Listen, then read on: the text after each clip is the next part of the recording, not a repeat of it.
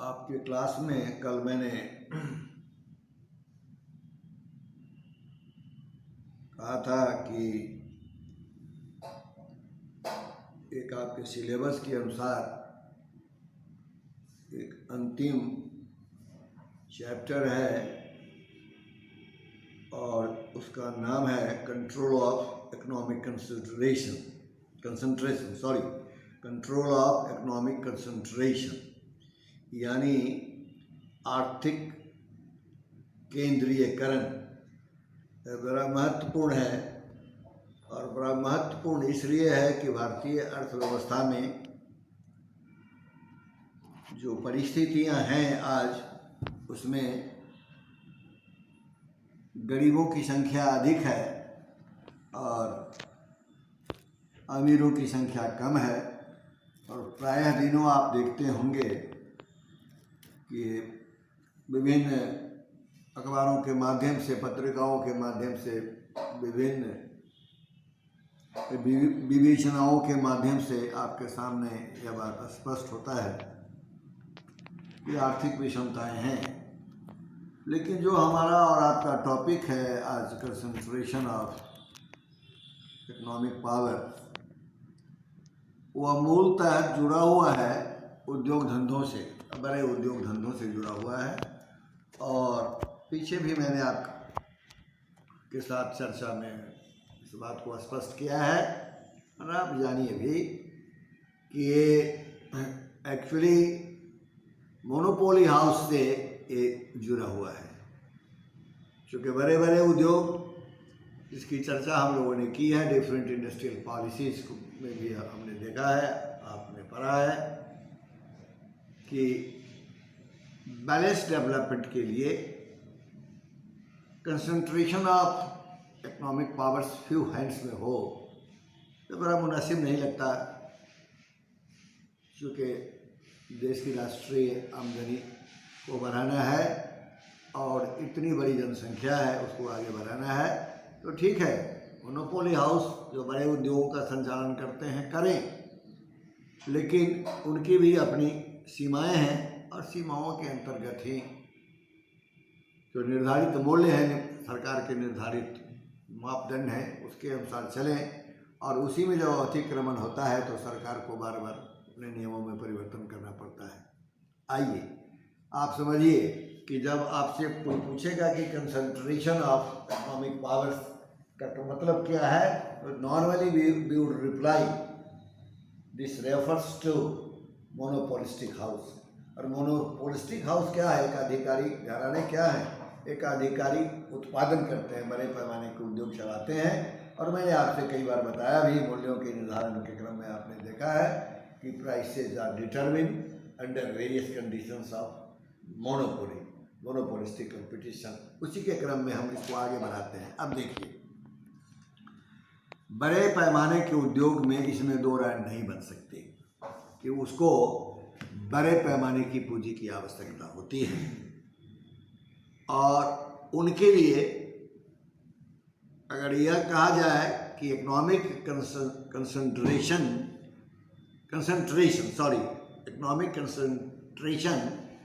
is needed to a certain extent for the development of the studies। यहाँ तक हमारी और आपकी सहमति बनेगी और देश की भी सहमति बनेगी। एक महत्वपूर्ण बात ये उठती है, फीचर ये उठता है कि industrial development has been the growth of monopolistic organisations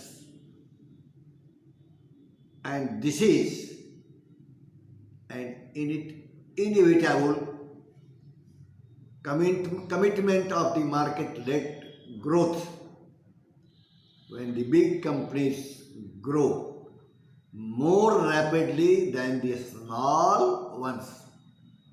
याद कीजिए कि बड़े कंपनियां बहुत तेजी से भाग रही हैं और छोटी कंपनियां कम भाग रही हैं। मैंने इसके क्रम में पहले बतलाया है कि small scale industries, medium industries, cottage industries and big industries, अगर सबको एक फुटिंग पर आप रखिएगा तो फाइनेंस के भी अलग अलग इसके ढंग हैं।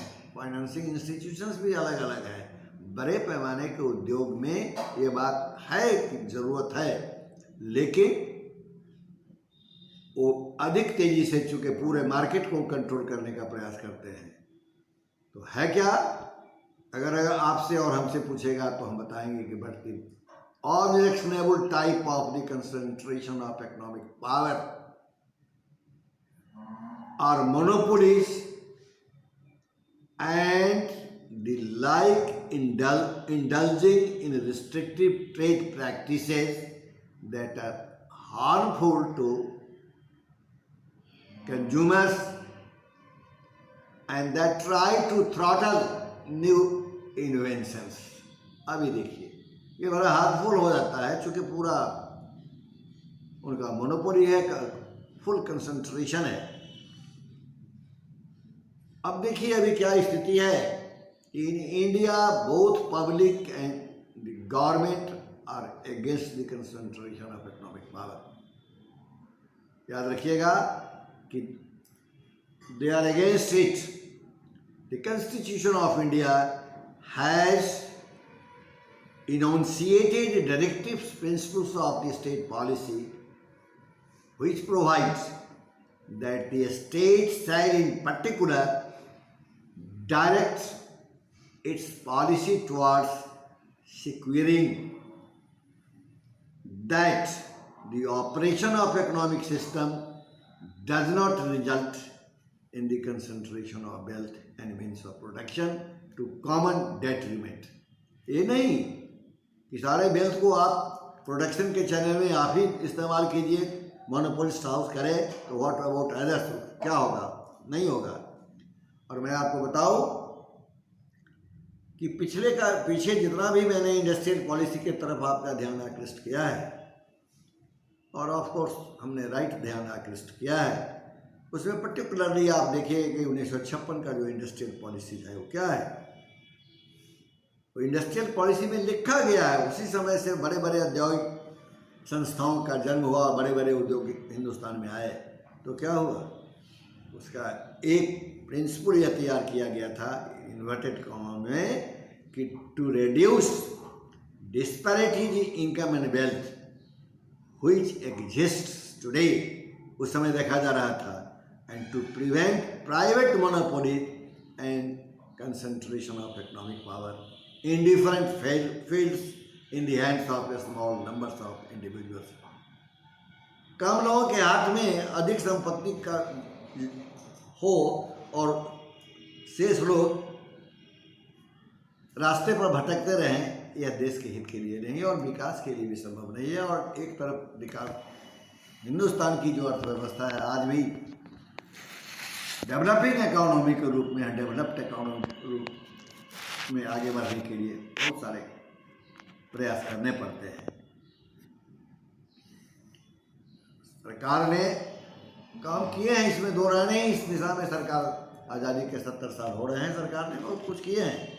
बट अगर हमसे पूछेगा, आपसे पूछेगा तो हम बताएंगे in spite of all these policies there has been increased in concentration of economic power in India. Mind कीजिए, सब प्रयास के बावजूद कंसंट्रेशन ऑफ इकोनॉमिक पावर से इन्फ्लुएंस चला गया। इसलिए ये सारे डिस्कशंस के मुद्दे बनते हैं और विचारणीय मुद्दे बनते हैं, क्योंकि अर्थव्यवस्था से जुड़ा हुआ है। तो है क्या कि आपने देखा कि सरकार ने इंडस्ट्रियल लाइसेंसिंग के क्रम में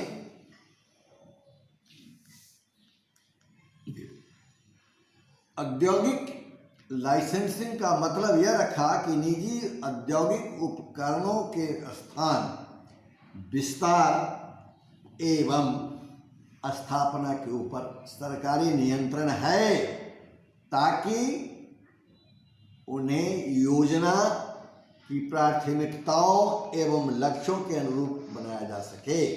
माइंड कीजिए, सरकार ने अपना नियंत्रण रखा इंडस्ट्रियल लाइसेंसिंग पॉलिसी में, इसलिए रखा कि इकोनॉमिक कंसंट्रेशन ऑफ पावर नहीं हो, यानी industrial licensing means control of government over the location, expansion and setting of private industrial undertakings with a view to channelizing them in accordance with the planned priorities and targets.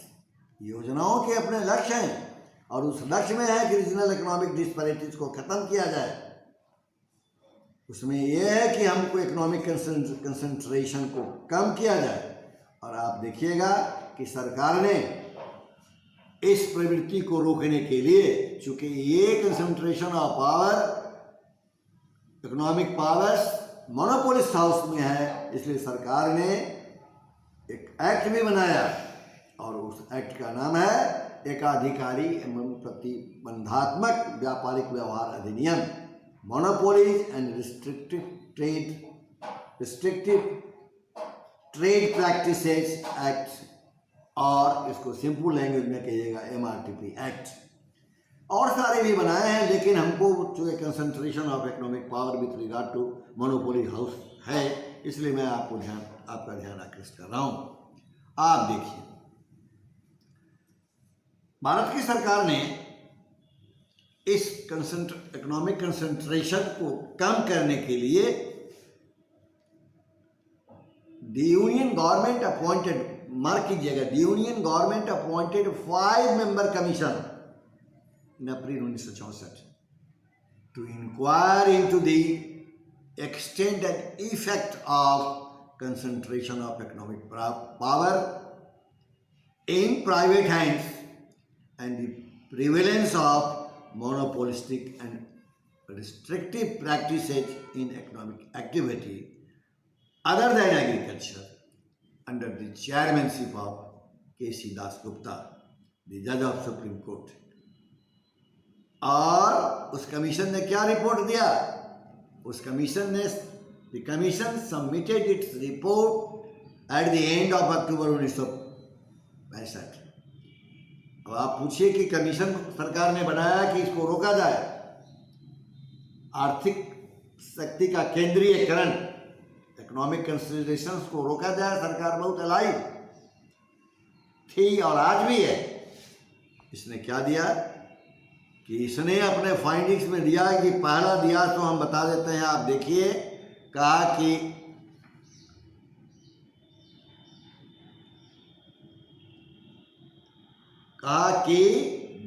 Number 1 point है कि the monopolies inquiry commission was concerned with the 2 manifestations of economic power, these monopolistic practices and restrictive practices।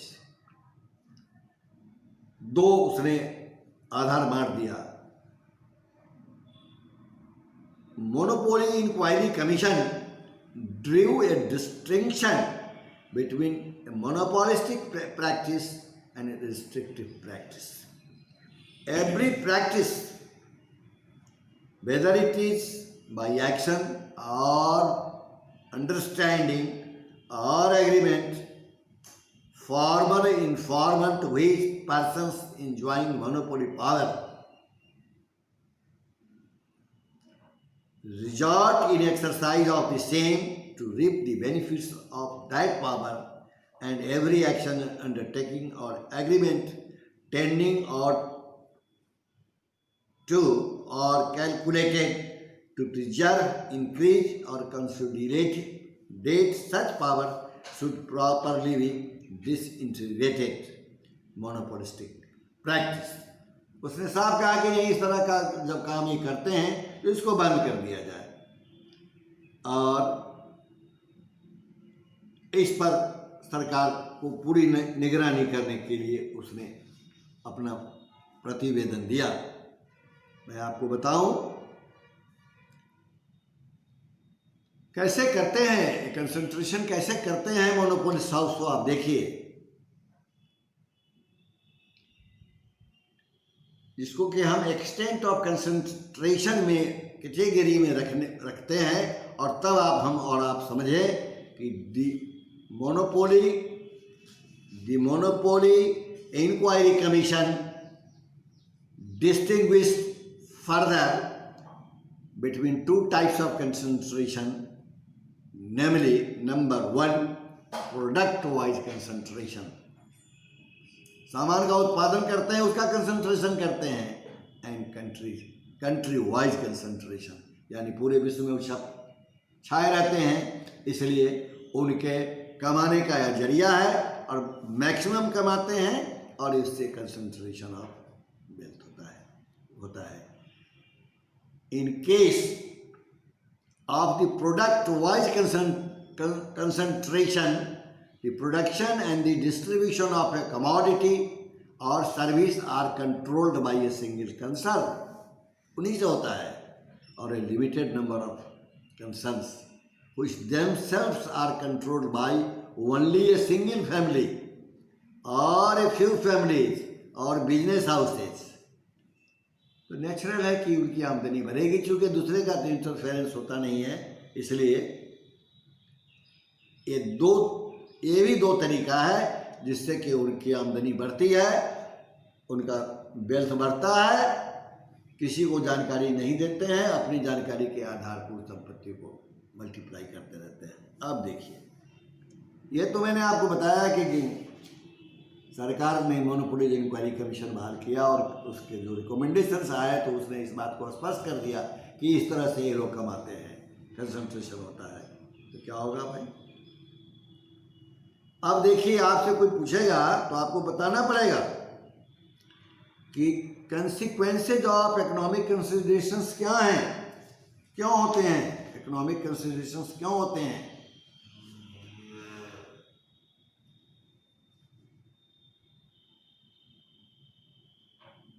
इस बीच में थोड़ा हम मुख्य बिंदु से भटक कर एक चीज और मैं आपको बताऊं कि संसद में हजारी रिपोर्ट पर बहस होने के बाद भारत की सरकार ने जुलाई 1967 में सुविमल दत्त की अध्यक्षता में industrial licensing policy inquiry committee की नियुक्ति की थी, और इस समिति ने 1969 में अपना रिपोर्ट सरकार को दिया था। 1969 में सरकार को अपने रिपोर्ट अपना दिया था। अब देखिए, इसने भी क्या कहा, देखिए इस रिपोर्ट में ये बतलाया गया, इस समिति ने बताया कि भारत में बड़े व्यापारी घराने, बिग बिजनेस हाउसेस का बड़े पैमाने पर विकास हुआ है। रिपोर्ट में यह भी कहा गया कि वित्तीय संस्थाओं द्वारा, माइंड कीजिएगा, दी गई वित्तीय संस्थाएं, वित्तीय सुविधाएं, फाइनेंशियल असिस्टेंस का 90% भाग बड़े औद्योगिक घराने को दिया गया था। Out of 190% finance in big houses को दिया गया, मोनोपोलिस्ट हाउसेज को दिया गया। तो नेचुरल है इनके आमदनी बढ़ेंगे, मल्टीप्लाई करेंगे और कंसंट्रेशन ऑफ फाइनेंस इनके हाथ में होगा और लोगों को सुविधा मिलने की। एक हजारी दत्त कमीशन ने दिया था 90%, जबकि सहकारी एवं सार्वजनिक क्षेत्र, इसी कमीशन ने कहा इन दोनों के बारे में, कोऑपरेटिव एंड पब्लिक सेक्टर को भारतवर्ष में मात्र 10% भाग ही प्राप्त हुआ था। अब देखिए, जब इतना बड़ा गैप हो सकता है फाइनेंस देने के क्रम में, तो नेचुरल है कि बिग हाउसेज, जो मोनोपोलिस्टिक हाउसेज है, वो दिन दुना रात चौगुना भागेगा। सरकार औद्योगिक लाइसेंस नीति छोटे एवं मध्यम आकार के उद्योगों के हितों की रक्षा करने में अक्षम रही तथा पिछड़े क्षेत्रों, बैकवर्ड एरियाज की अवहेलना की गई, जिससे संतुलित क्षेत्रीय विकास के उद्देश्य को प्राप्त नहीं किया जा सकता है। Such was the report of industrial licensing policy inquiry committee ने दिया, और वह कब दिया? 1969 में दिया। तो आपको जो अभी मैंने आपको कहा, इतना ही काफ़ी है आपके समझने के लिए कि इकोनॉमिक कंसंट्रेशन क्या है, और इकोनॉमिक कंसंट्रेशन किसके माध्यम से होता है। अब देखिए, अब आपसे पूछेगा कि इकोनॉमिक कंसिडरेशंस कंसंट्रेशन है, केंद्रीयकरण है वित्त का, आर्थिक शक्तियों का केंद्रीयकरण है, तो उसके क्या परिणाम होते हैं। तो परिणाम में अगर आपसे कोई पूछेगा तो आपको इसके परिणाम 2-3 तरह के होते हैं। जैसे नंबर 1 परिणाम है, जिसको कि ब्रैकेट का अगर आप करेंगे तो आर्थिक परिणाम है, जिसको कि इकोनॉमिक कंसिक्वेंसेज कहते हैं।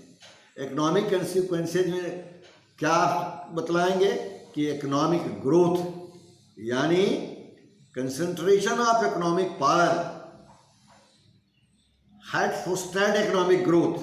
The large industrial houses promoted capital formation, set up new industrial units and helped in the expansion of existing units. No doubt, इसमें कहीं दो राय नहीं है कि उनको बड़े पैमाने पर मिला और इसका लाभ उन्होंने आर्थिक क्षेत्र में दिखलाया। ठीक उसी तरह से प्रमोशन ऑफ मैनेजरियल स्कीम है, पैटर्न ऑफ इन्वेस्टमेंट है, और हार्मफुल प्रैक्टिसेस को उन्होंने बंद करने का ये उनके क्रेडिट में जाता है। लेकिन दूसरा भी इसका एस्पेक्ट है और वह है social consequences of concentration, economic considerations. तो इसमें है क्या कि पहला है कि पब्लिक डिसलाइक्स। पब्लिक डिसलाइक्स का मतलब होता है कि the wide spread is dislike for the business existing among the masses, disturb the mutual goodwill among the large sections of the community. इस शक्ति के केंद्रीय कारण के कारण होने के कारण लोगों के बीच बहुत तरह के उतार चढ़ाव मनमुटाव होने लगे, और यह किसके कारण हुआ? यह हुआ बिग बिजनेस हाउसेज के कारण उन्होंने क्रिएट कर दिया कि आपस में लोगों की एकता को तोड़ दिया। और देखिए among the large sections of the community होगा। और दूसरा क्या है कि करप्टिंग द ऑफिशियल्स, यानी इसका जो सोशल कंसिक्वेंसेज है करप्टिंग द ऑफिशियल्स, जैसे big business houses had the power to corrupt and some business man did not hesitate to use their deep pockets to try to corrupt public officials. अधिक लाभ कमाने के लिए कुछ भी कर सकते हैं। ये सामाजिक अपराध है और सामाजिक विषमता को, समरसता को तोड़ने का प्रयास किसने किया? ये मोनोपोलिस्ट हाउस ने किया। और क्यों किया? Because of the concentration of economic powers in their hands, in the few hands. और देखिए एक और देखिए कि undermining the social and academic values को भी इन्होंने डिस्टर्ब कर दिया। किसने? जो इकोनॉमिक घराने हैं, कंसंट्रेशंस ऑफ इकोनॉमिक पावर हैं, बिग हाउसेज हैं, मोनोपोलिस्ट हाउस हैं, उन्होंने क्या इसको कर दिया। जैसे social consequence of concentration was the undermining of social and academic values, especially among the younger generations, which was the result of conspicuous consumption and high living indulged in by rich. बच्चों को के बीच में इन्होंने ऐसी कुव्यवस्थाएं पैदा कर दी, नए generation के सामने खाने पीने की चीज़ ऐसे ऐसे बना करके रख दिया पैसे कमाने के चलते, जिससे कि हमारा सामाजिक ताना बाना कमज़ोर हुआ। और आप देखिए कि सरकार ने इन चीज़ों पर ध्यान दिया और कहा कि नहीं, इस पर नियंत्रण बहुत आवश्यक है, और जब तक ये restrictive monopoly restrictive trade practice act को मजबूत नहीं किया जाएगा तो आर्थिक शक्तियों का केंद्रीयकरण होता रहेगा और देश हमारा आगे नहीं बढ़ेगा। इसलिए आर्थिक शक्तियों का केंद्रीयकरण हमारे और आपके मुताबिक,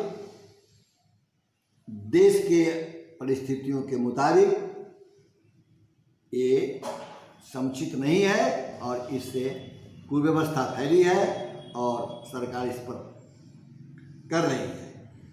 आप देखिएगा कि इसीलिए सरकार ने 1970 में एक नई लाइसेंसिंग नीति की घोषणा की और उसकी विशेषता यह रही कि इसमें सार्वजनिक, लघु एवं सरकारी क्षेत्र के उद्योगों को प्रोत्साहन दिया गया, लेकिन बड़े बड़े औद्योगिक घरानों के क्षेत्र को सीमित कर दिया गया। इसलिए सीमित कर दिया गया कि इनकी आमदनी बेपनाह नहीं बढ़े, ये नवयुवकों को गुमराह नहीं कर सके और अपनी आमदनी को बढ़ा नहीं सके। आपको पता शायद नहीं कि मैं बताऊं कि इस नीति के अनुसार 1 करोड़ रुपए से अधिक विनियोग वाले उद्योग पर लाइसेंस नियंत्रण लगाया।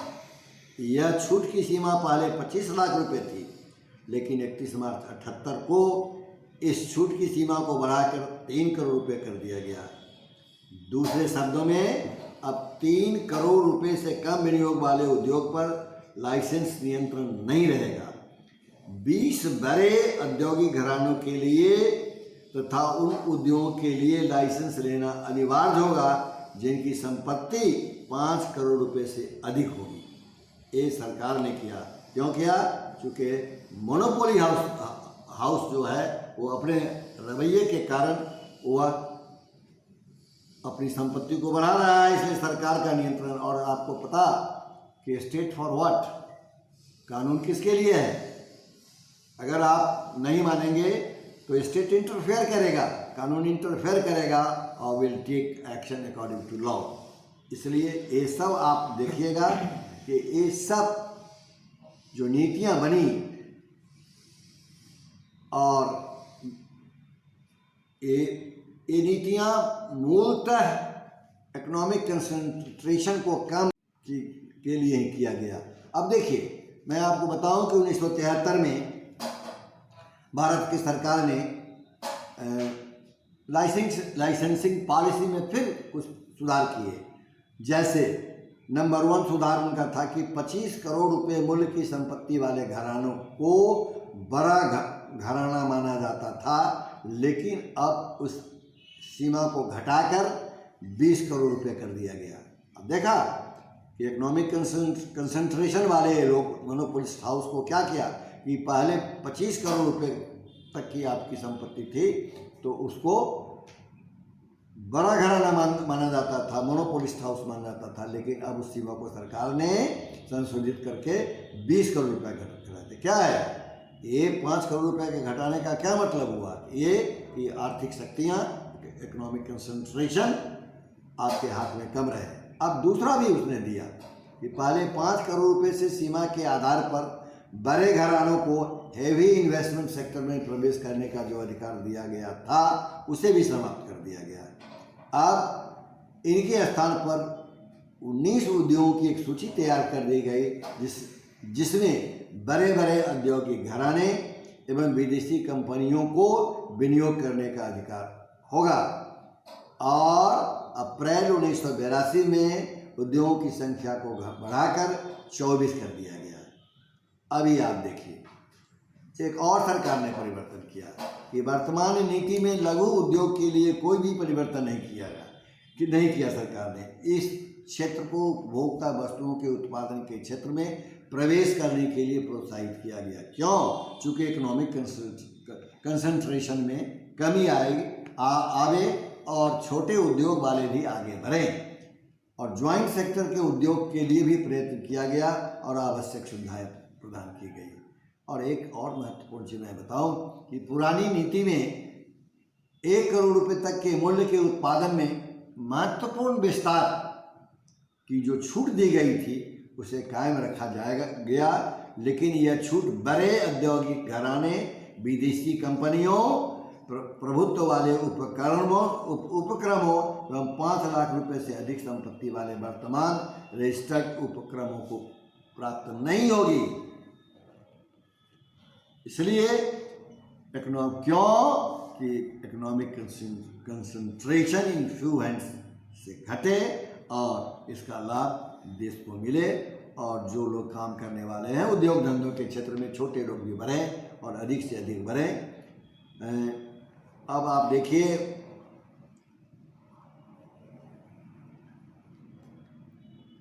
फिर सरकार ने क्रमशः इस तरह के बहुत सारे काम किए और कंपनियों को आपने देखा कि बहुत लिमिट किया, जहाँ तक संभव था सरकार ने किया और सरकार आज भी कर रही है, ताकि हमारा अधिक से अधिक इकोनॉमिक कंसंट्रेशन कम से कम हो सके। तो इसलिए आप देखेंगे कि इसके लाभ बहुत मिल रहे हैं देश में। और मैं आपको बताऊं कि भारत की सरकार ने the competition act 2002 has been amended in 2009, और क्या है वह है, according to the amendment act 2009 provides that all the cases relating to unfair trade practices pending before the National Commission under the subsection 4 of section 66 before the date on which the competition amendment bill 2009 receives the assent of the president shall on and from the date stand transferred to the appellant tribunal and the adjudicate by the appellant tribunal in accordance with the provisions of the repealed act, as if that had not been repealed. The Government of India introduced Competition Amendment Act 2012 in the Parliament on December 2012 to enhance the power of CCI, and it had yet to be passed by the Parliament to become an act. तो ये सब सारे लिए गए कदम हैं सरकार के, और ये सरकार प्रभावी एक कदम सारे प्रभावी हैं ताकि अधिक से अधिक लोगों को लाभ मिले और concentration of economic power few hands में रहे, जो देश के लिए घातक है, समाज के लिए घातक है, सामाजिक समरसता के लिए घातक है, और इस पर सरकार अंकुश लगा रही है और यह बड़ा सराहनीय कदम है। इन्हीं शब्दों के साथ मैंने आपको आज यह प्रयास किया कि शक्तियों का, आर्थिक शक्तियों का केंद्रीयकरण कुछ हाथों में न होकर इसका विभाजन होना चाहिए, इसका बंटवारा होना चाहिए, और सीमाओं के तहत हर बड़े घराने, छोटे घराने, बड़े उद्योग, छोटे उद्योग, मध्यम उद्योग, सबको एक प्लेटफॉर्म पर अपने अपने ढंग से अपनी अपनी सीमाओं में बढ़ने का सरकार सम्मान दे। यह बहुत बड़ी बात है। इन्हीं शब्दों के साथ आज इस पढ़ाई को मैं विराम देता हूँ और उम्मीद करता हूँ कि सारी पढ़ाई आपके समाप्त हो गई, सिलेबस के मुताबिक मैंने ख़त्म कर दिया। आप सबों को बहुत बहुत धन्यवाद। आप स्टे सेफली होम और जीवन में हंसते रहें, आनंद से रहें। बहुत बहुत धन्यवाद। Thank you very much.